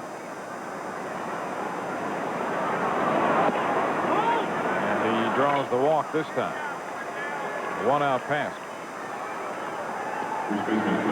So with 1 on, 1 out, we'll bring up Hal Morris. More ESPN coverage of Major League Baseball coming up Wednesday. An historic week. ESPN brings you the special game 21-31. Cal Ripken on the verge of passing Lou Gehrig's consecutive game streak, and that's set for Wednesday at 7:30 Eastern when the Orioles host the California Angels right here on ESPN. Al Morris has a run batted in, a ground ball. And he takes the first pitch in there for a strike. Morris got off to a very slow start this year. He has been pretty consistent when it comes to that first base spot in Cincinnati. You can pretty much write him in to be 300 or better. Started this game at 272, but has been swinging the bat well recently, particularly since the All-Star break. He's really picked up his pace. Now, he's a pure hitter. As I mentioned earlier, he doesn't try to pull the ball, so he uses the whole field. Has some power, but mainly a line drive type hitter. Fouls this one straight back. So the count is 0-2. Larkin has popped out. Ron Gant has drawn the walk. A nice job out of the bullpen, by the way, by Jeff Tabaka. 3 scoreless innings in relief of Shane Reynolds. So he kept the Astros within reach, and they had a chance to get more than the one they settled for in the 7th. So they have a couple shots left. And now Swindell trying to hold the Reds where they are. Morris battling here, fouls one away to stay alive.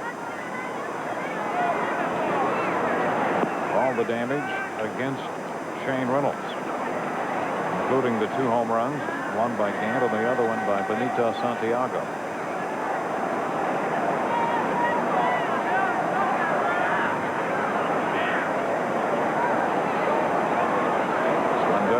To first, and Ron Gant is back in.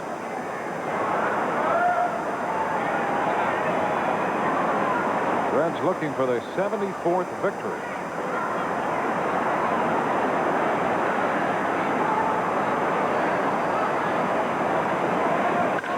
And a ground ball that's going to go through into center field for a base hit. Stopping at second is Ron Gant, and we'll go to John Saunders. We mentioned Carlos Perez and showed you he had a no-hitter through 6 2/3 before he was lifted from the game. Gil Heredia came on and got the next 3 outs, and then Glenn Allen Hill comes up as a pinch hitter with 2 out in the 8th, and he singles. The no-hitter is done. Dwayne and Joe. John, back at Houston, it's first and second, 1 out. Well, that's not an unfamiliar situation. You've been in that before as a manager, Joe. I believe it was 1983 with the Braves, the Atlanta Braves. Tommy Boggs was coming back from rehab. Benito Santiago lifting a fly ball toward the right field corner, and that's going to be out of play. And we had a pitch count on Tommy, and I think he pitched close to 7 innings or 7 innings, and I went out, took him out. The only easy part that Felipe had today was he was on the road. I was at home. It's never a popular thing to do at home, even though they were booing him at Candlestick. But you really have to look at the long term and not, you know, first of all, a guy was on the disabled list at the time for me, and Perez hadn't pitched in 2 weeks, so you really have to protect the arm first. Tap down to third. Out there and over to first. Not in time for the double play. Gant goes into third. Morris is forced at second for the second out. And Benito Santiago beats the throw back in as Biggio attempted to turn the double play. Well, the youngsters can learn from this. You run hard for 90 feet and you can keep your ball club. It looks like Biggio might have been off the bag at second when he received that throw. We couldn't really tell with the sliding base runner, Hal Morris, running into him, but it looks like he may have been off second base. But if you run 90 feet, good things will happen for you. Here's Brett Boone. He has a hit and a walk for the afternoon. Pitch to him is wide. First and third, 2 outs. Boy, Brett's dad, Bob, is doing a heck of a job at Kansas City. He got that club in that wild card hunt. Yep.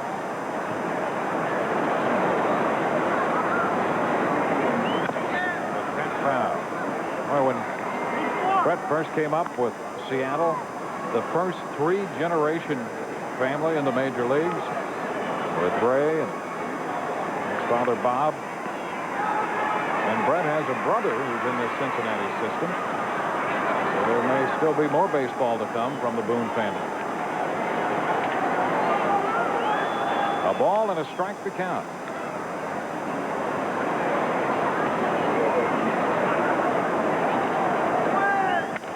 A shot to third and past Magadan down toward the corner. Gant scores. Into third goes Santiago, and Boone winds up at second with his 26th double of the year. Well, the Reds continue to be so pleased with the offense they get from Boone, and that hard-nosed play at second base they get as well. Okay, you could say Magadan had a shot at that ball, but if he makes that play, it's liable to take his glove off. That ball was rocketed past him. It's the 59th run batted in for Boone. Here's a situation you'd normally walk the 8th hitter here to get to the pitcher, but the 8th hitter being left-handed, go ahead and pitch to him. Hanson pops it up, and Bagwell makes the catch to retire the side. The Reds add a run. We'll go into the bottom of the 8th with the score. Cincinnati 5 and Houston 1.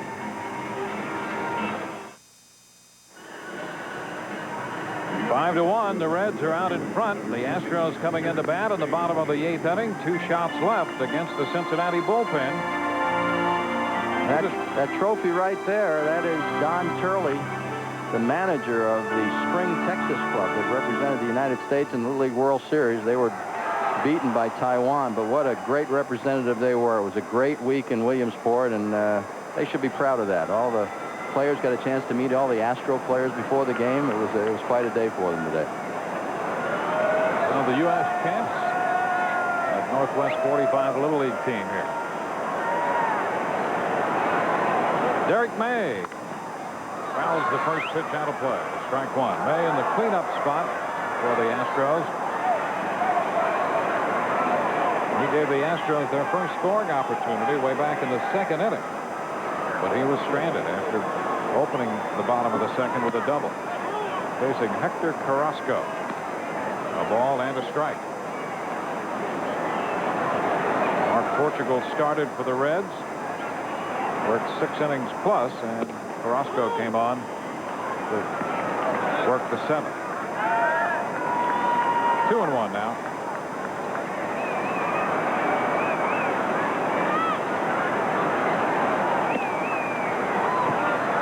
Three balls and a strike. Carrasco originally signed with the New York Mets organization.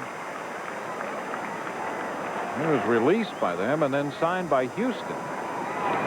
Wound up in the Red system. He has walked May. Well, if he has a problem, it's going to be his control, because he has a tendency to want to try to throw the ball a little bit too hard. In a situation now when you have a 3-run lead, you want to make sure you don't allow free base runners, especially leading off an inning.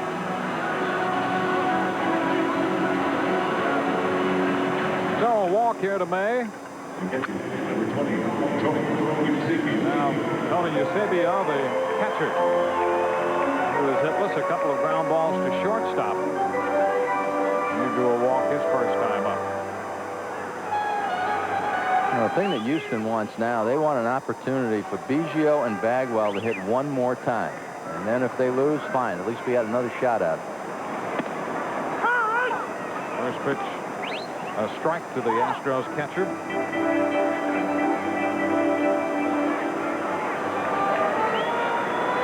The Astros have left 8 men on base.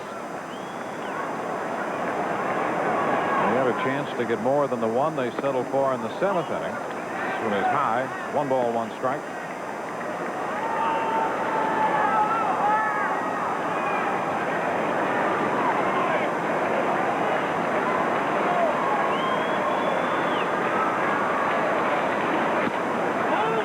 And he misses again. 2 balls and a strike. Last year, the Astros actually won the season series between these two teams by a couple games. And if they've been able to do that this year, they'd be tied for first. That's remarkable, isn't it? When you think about 10 games, sure, take 5 away from Cincinnati and add 5 to Houston, and all of a sudden, a 12.5 game lead is a 2.5 game lead. The count is 2-2. There you go, head-to-head. Reds have won all 10. They've outscored the Astros 6.1 to 2.5. It's 5-1 right now. That's why he's a little more relaxed. And a full count to Eusebio. But one more man on base, and I think we'll see the Cincinnati bullpen rustle around a little bit over there.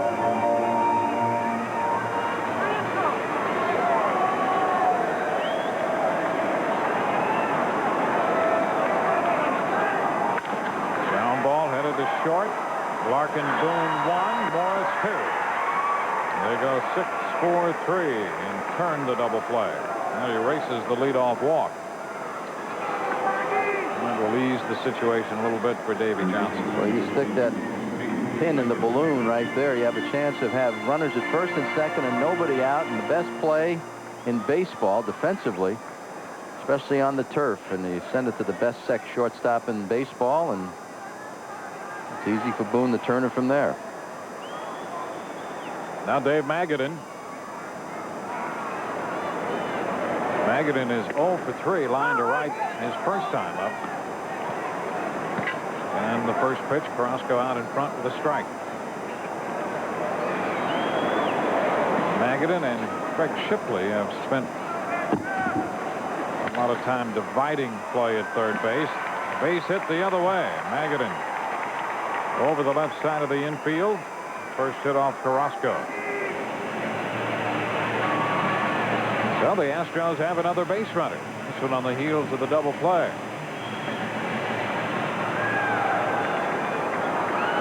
And John Cangelosi will be the hitter.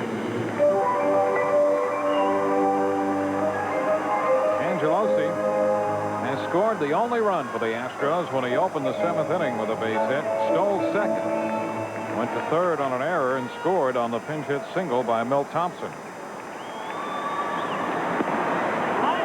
This one rolling away from Santiago, but no opportunity for Magadan.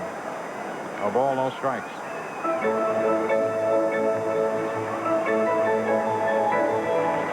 Astros under 500 at home. Boy, is that a change from the old days. Even when they had some clubs that you could hardly consider contenders, they were very tough at home. Now that they are a contender, they've struggled at home. But you know, it holds true for 2 teams that come to mind for me. The Chicago Cubs, they're a better club on the road this year, and last year they were too, and the Boston Red Sox. They've played wonderfully on the road. If you remember years past, they had trouble winning on the road. Angelosi way out in front now. 3 balls, no strikes. Todd Jones loosening in the bullpen for Houston, and the Cincinnati bullpen starts to move a little bit. And some action down there. That's Jeff Brantley. And a strike taken by Cangelosi. 3-1. One thing you know, when Carrasco's out on the mound, he's going to get a lot of work in.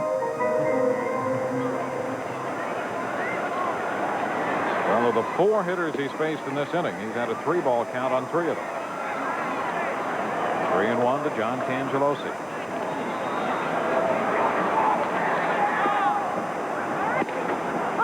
Now full count. Portugal, the pitcher of record for the Reds. 6 innings. Carrasco trying to close out his 2nd inning.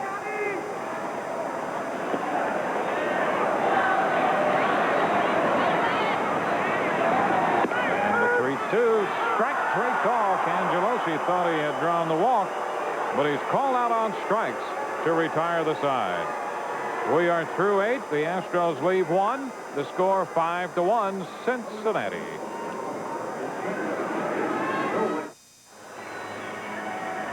Five to 1 Cincinnati leading as this game moves into the 9th inning at Houston. Reminder, our Labor Day triple-header will continue from Los Angeles tonight when the Phillies, led by Greg Jeffries, take on the Dodgers and Mike Piazza. Piazza leading the National League in hitting, starting play with a .364 average. All of that comes up tonight on ESPN at 9 o'clock Eastern, 6 Pacific. We open the 9th inning with Mariano Duncan pinch hitting for Carrasco and swinging through the first delivery from Greg Swindell. It's Duncan to lead off. 2 innings for Carrasco in relief. 0-2. And ESPN keeps you up to date on all the scores at 10:30 and 50 past each hour. Here we're 5-1 Cincinnati in the 9th. And Duncan is out on 3 pitches. Swindell collects his first strikeout. That will send us to the top of the batting order. Occupied now by Jerome Walton, who entered the game as a pinch hitter in the 7th when he struck out.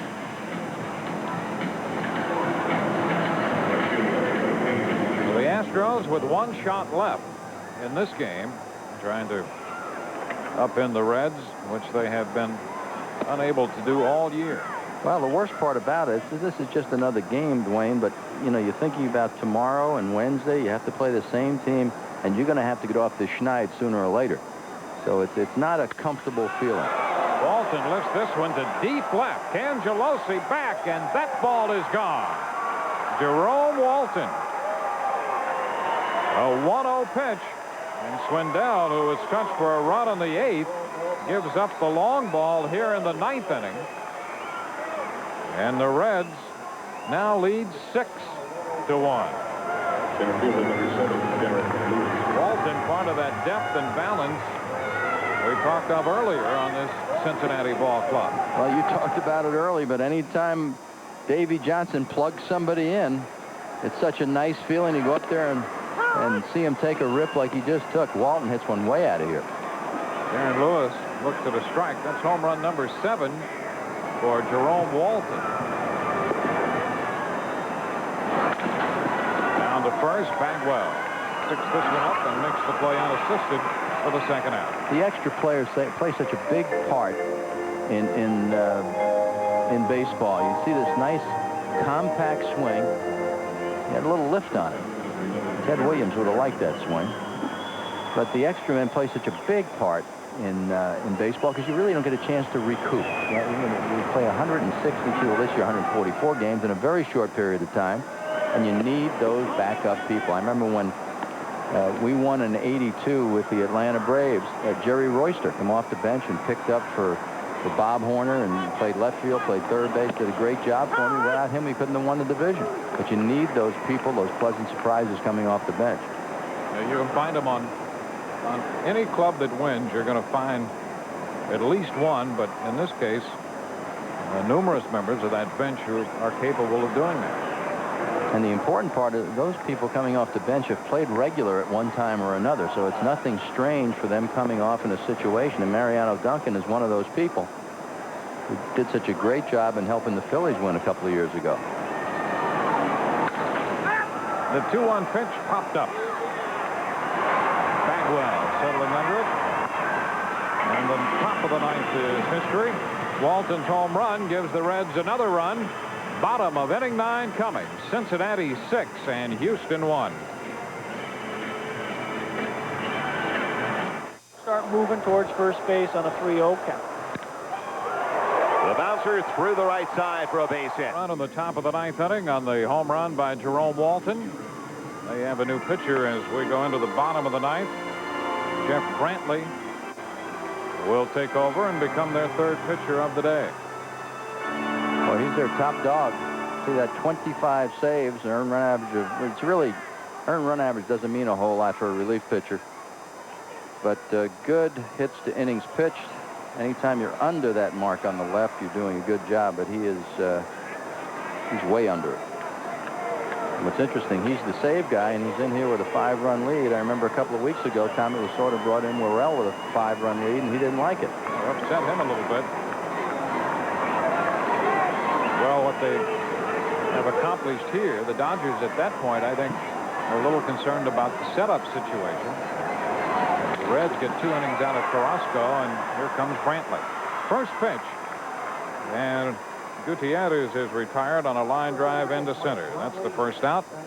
Reminder Sports Center will be coming up next. Susie Kolber and Charlie Steiner. Among their stories, the Mariners and the Yankees in the first game of our Labor Day triple-header. The no-hit bid from Carlos Perez in San Francisco for the Expos and Monday evening quarterback. Sports Center will be next following our game. Mike Brumley will pinch hit for Swindell. Base is empty, 1 out.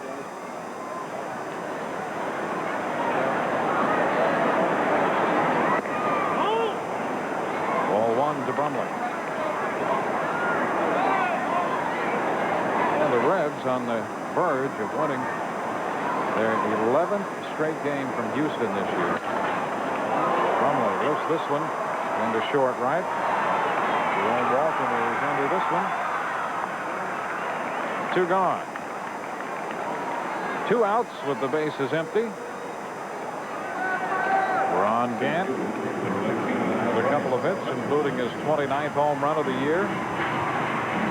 Benito Santiago picked up his 10th home run of the year. That came in the 4th inning to provide most of the fireworks in that 3-run inning. The Reds built that lead and are on the verge of defeating the Astros 6-1 as Brian Hunter takes the first pitch in for a strike. Davey Johnson opened this year needing 86 wins to get to the 800 win mark for his career. 1 ball and 1 strike, and the Reds are on the verge of winning their 74th game of the year. He has the best winning percentage of any current manager who's managed as many as 500 games. Yeah, he's way above 500. Yep. But I think the Cajun food, he's going to take the family out tonight for some Cajun food. I think it's going to taste very, very good for him tonight. The 2-1. Hunter has a 3-ball, 1-strike count now. Jeff Brantley trying to close it for Cincinnati.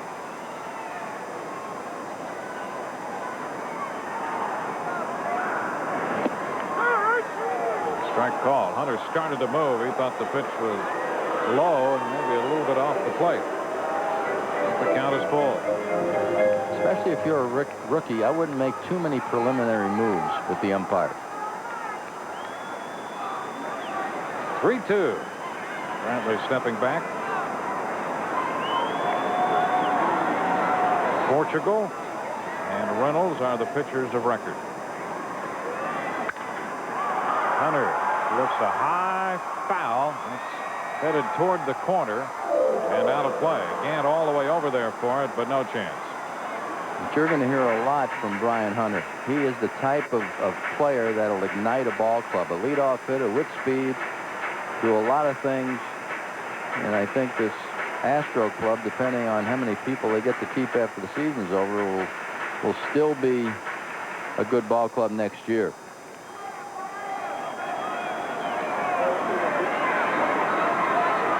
We'll try the 3-2 pitch again.